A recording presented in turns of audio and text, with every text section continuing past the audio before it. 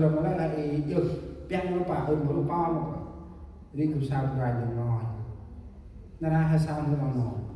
tăng gói ở đông kia nào chỉ ngọt tay nào tăng gói ở đông chung phu nào là nào chỉ ngọt tay tầm này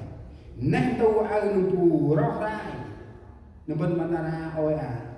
nào tầm lập tầm sai ấp ta là nên tôi ai rót ra chỉ khả năng may chỉ được tập tục từ đông hay là hồi cứ phải sọc cần kẹt đặt nhà bangกันมาthì nó hay là cho chăm thớp hay đó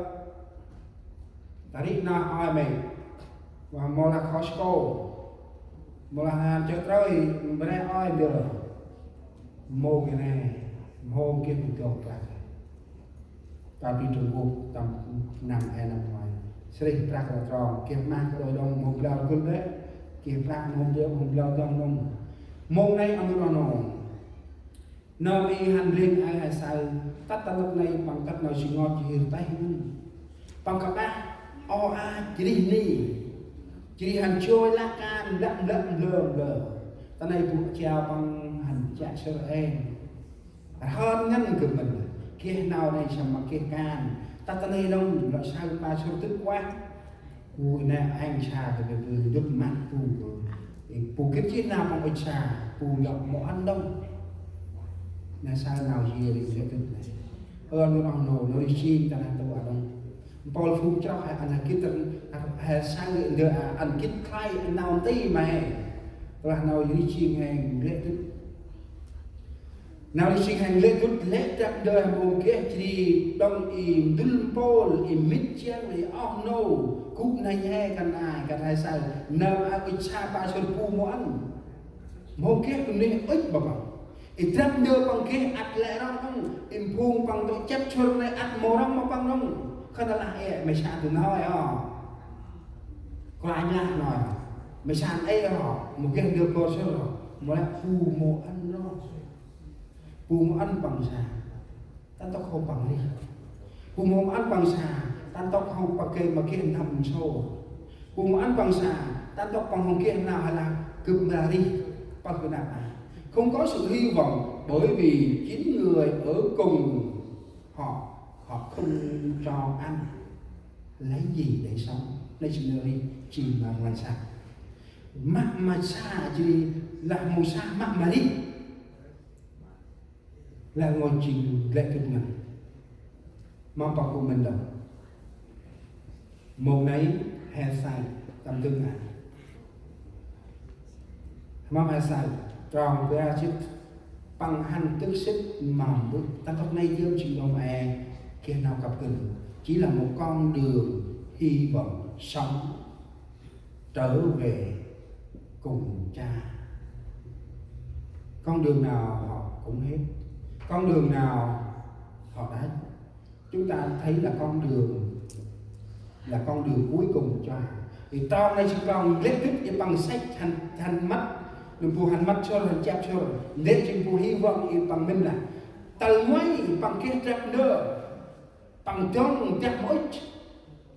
xong cái tờ ngoái và tờ ga thứ nhất đã thất bại còn thứ hai tại sao mà lại đi chăn heo con người chúng ta là như vậy còn nếu he chỉ phù sơ lên là nó sơ lên bị đi tầm nào bắt ra lòng nơi bư bài nào ít tờ pe mà bằng mình rồi sẽ tầng máy kia trầm đưa hàn nư nhân chỉ ôi bây giờ mà mong kia hốc sao vừa ra là trong thêm là cha đó chỉ mà bự bằng kia trầm đưa hàn nư nhân tức vua bạn là ai mày bự cái đấy mày mỗi chỗ đưa mày đấy rồng để cho một cái này hè mà bự lần bộ ta bòn này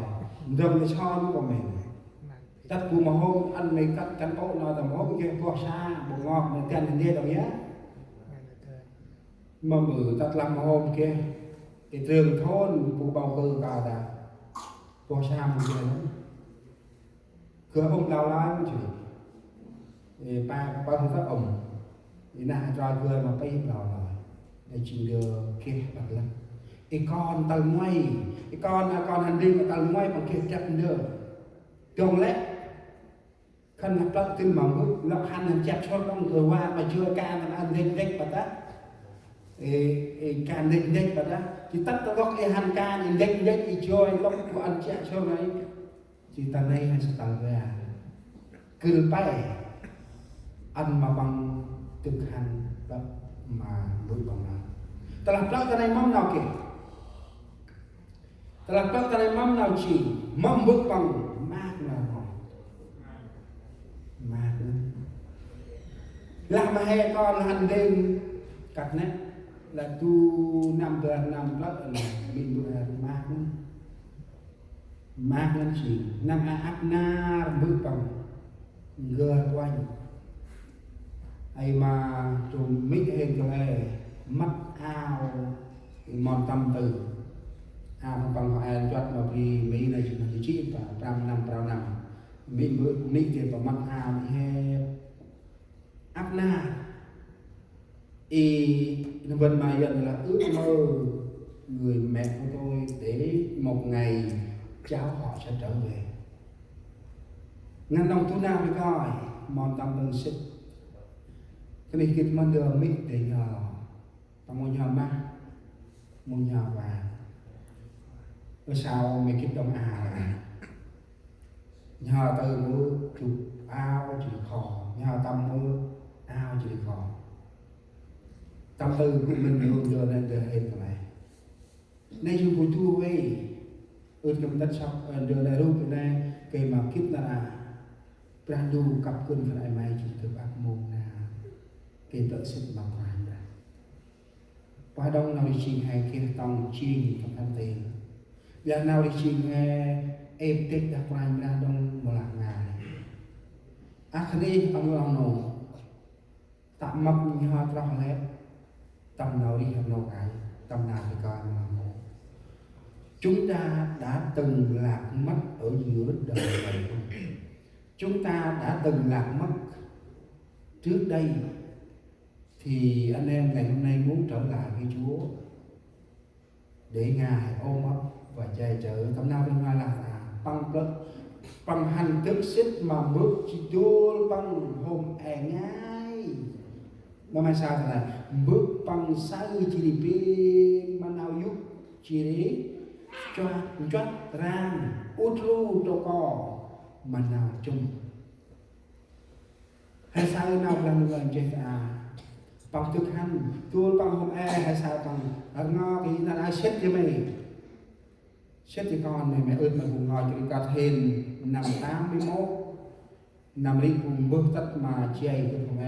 15 tuổi này năm 81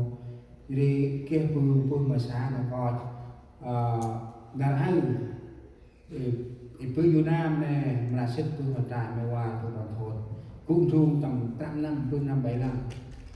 jadi dari dalam hình gơ ra qua kia chỉ mà bự giờ là bằng là hình là ngài tôi Việt Nam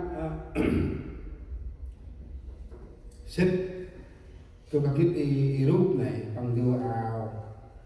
sông ra nó là ao khăn này là của chỉ bằng yêu tung xếp mà trường có lẽ thì chừng nga hình chơi hình về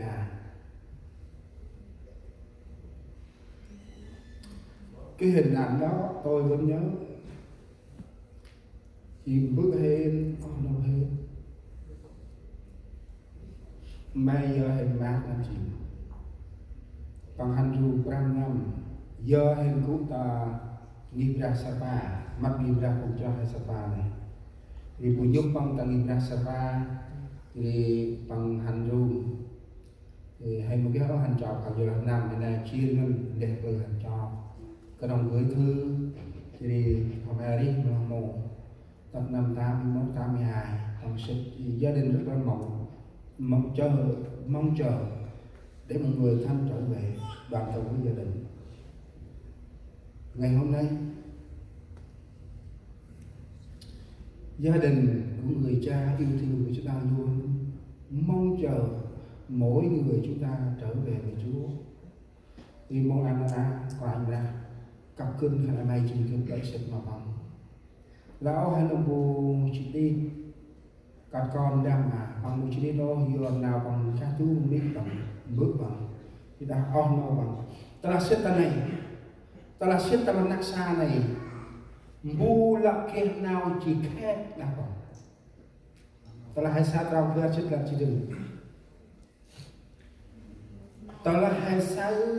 tầm ta là xét chi ta là bước bằng ra chi đưa sâu xa bu y chỉ khép đã bằng nâu bằng mát là ngọt mắm bự mu nâu bằng này chi là hai sóc đưa này tầm đất là nâu bằng này là hai sai tầm chơi cần bằng ý nào đang ngồi chơi còn ba bên đây con cả ở chỉ bước bằng con đi theo cố cũng trên bằng bước lạ can tôi biết xem về con bằng hành lên là chỗ năm vì là con bằng hành lên đấy mực bằng ra đi sùng xả chỉ đi con bằng theo cô mát là ngọt thì nào ngọt thì còn mà hơi bước mà bự cái bụi mai lạc an khơi ngân ai miên calci chậm lô khô và bồ cái mô ra cấp từ lâu ya nay chỉ bù ở nó con theo cô này cái bụi na mà hen ra tâm hết chi ra hít tức là cái này mày chỉ đi cấp tự sức mà quàng ra mình một màn chính anh em chúng ta là người đã thất lạc mà ma quỷ luôn để chúng ta thất lạc.